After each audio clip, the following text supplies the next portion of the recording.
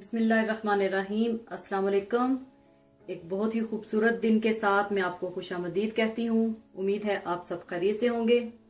आज मैं आपको ढाबा पालक गोश्त सिखा रही हूँ, तो इसके लिए चीज़ें नोट कर लें। बकरे का गोश्त 1 किलो, इसे आप थोड़ा सा नमक और 6 जुए लहसुन के डालकर इसे आप उबाल लीजिए। पालक 700 ग्राम, मेथी 200 ग्राम। यहाँ पर मेरे पास पालक और मेथी फ्रोजन है। अगर आप चाहें तो फ्रेश पालक और मेथी भी ले सकते हैं। अगर आप फ्रेश पालक और मेथी लेना चाहते हैं तो आप 1 किलो पालक और 2 गट्ठी मेथी की ले लें। इसे आप अच्छी तरह से धोकर बगैर पानी डाले हल्की आंच पर पका लें और फिर ब्लेंड कर लें, या फिर लकड़ी की लोई से घोट लें। जो तरीका आपको अच्छा लगे आप उसी तरह से कर लें। तेल या घी पौना कप, क्रीम हाफ कप, प्याज 1 अदद बारीक कटी हुई, टमाटर 1 अदद बारीक कटा हुआ, अदरक लहसुन पिसा हुआ 2 टीस्पून, हरी मिर्चें 6 अदद, अदरक 1 इंच का टुकड़ा इस तरह से बारीक लंबा कटा हुआ, नमक हस्बे जरूरत, सुर्ख मिर्च पाउडर 1.5 टीस्पून, हल्दी पाउडर हाफ टी स्पून, साबुत जीरा भूनकर कुटा हुआ 1 टीस्पून, साबुत धनिया भूनकर कुटा हुआ 1 टीस्पून, गरम मसाला 1 टीस्पून और थोड़ा सा हरा धनिया।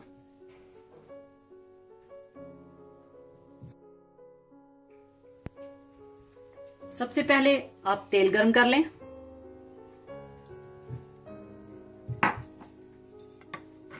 इसमें आप कटी हुई प्याज बारीक डाल दें।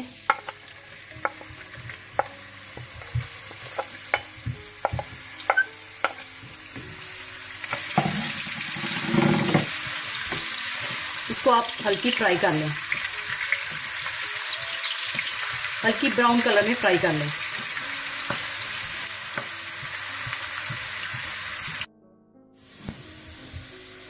प्याजों को हल्का ब्राउन करने के बाद आप इसमें टमाटर डाल दें।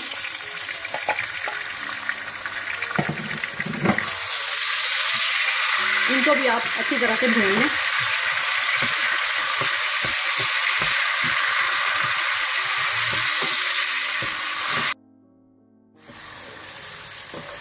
टमाटर को भूनने के बाद आप इसमें गोश्त मिला लें।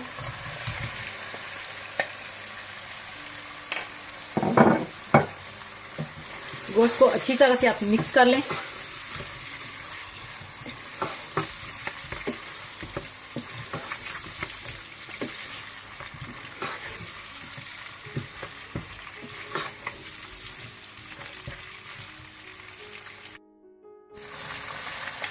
गोश्त को थोड़ा सा भूनने के बाद आप इसमें पिसा हुआ अदरक लहसुन डाल दें और अच्छी तरह से मिक्स कर लें।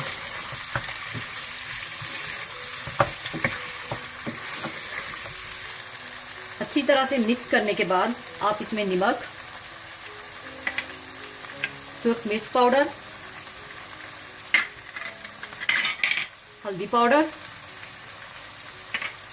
भुना हुआ कुटा हुआ जीरा और भुना हुआ कुटा हुआ धनिया पाउडर ये आप डाल दें और अच्छी तरह से मिक्स करके इसको भून लें।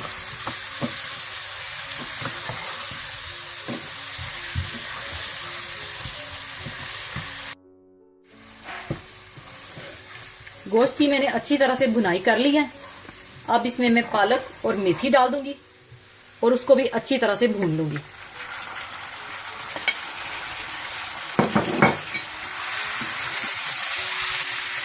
इसको अच्छी तरह से आप मिक्स कर लें और भून लें।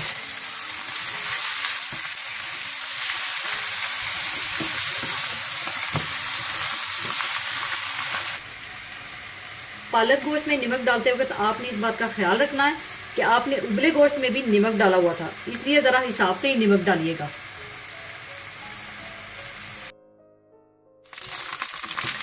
पालक को भी अच्छी तरह से भूनने के बाद आप इसमें हरी मिर्चें, कटी हुई अदरक और हरा धनिया ये भी मिक्स कर दें।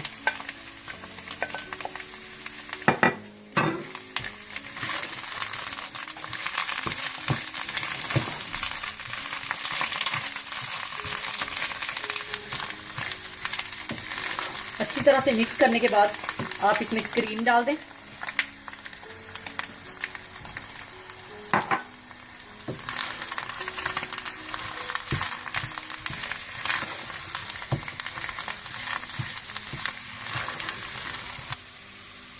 क्रीम डालने के बाद आप इसके ऊपर गरम मसाला डाल दें और इसको ढक दें और 5 मिनट के लिए दम पर लगा दें और उसके बाद फिर चूल्हा बंद कर दें।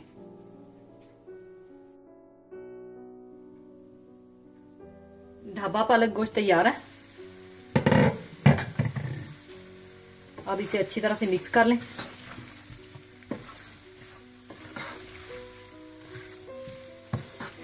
और इसको सर्विंग के लिए निकाल लें।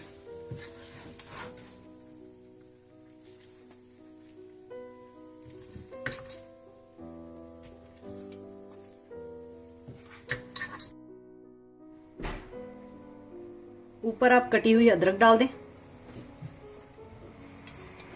और हरा धनिया कटा हुआ। लीजिए, ढाबा पालक गोश्त तैयार है। इसे आप रोटी या नान के साथ खाएं और जरूर ट्राई कीजिएगा और दुआओं में याद रखिएगा। अपना बहुत ख्याल रखिएगा। अल्लाह हाफिज।